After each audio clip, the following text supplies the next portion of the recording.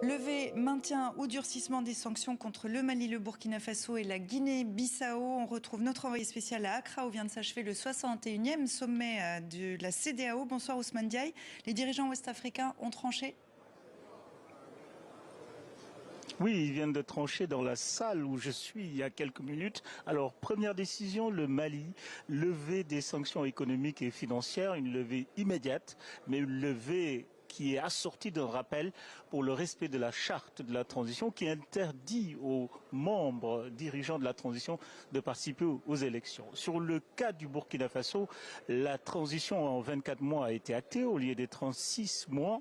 Et puis enfin la Guinée où le médiateur qui a été proposé jusqu'ici par la CEDEAO, par les chefs d'État, le Ghanéen Mohamed Ibn Chambas, est récusé entre guillemets. Alors la CEDEAO devra trouver un nouveau médiateur en accord avec la Guinée.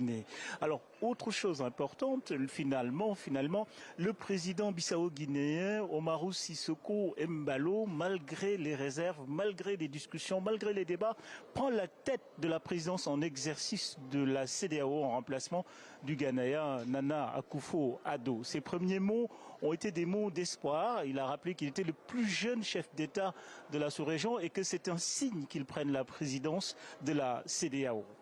Est-ce que ça veut dire, Ousmane, que les relations sont au beau fixe aujourd'hui entre la CEDEAO, le Mali, le Burkina Faso et la Guinée-Bissau et la Guinée? Non, c'est des processus plutôt en cours de normalisation. N'oublions pas que pour la Guinée, le médiateur, le nouveau qui va être désigné, n'est pas encore connu. Donc c'est des conciliabules et des négociations en perspective.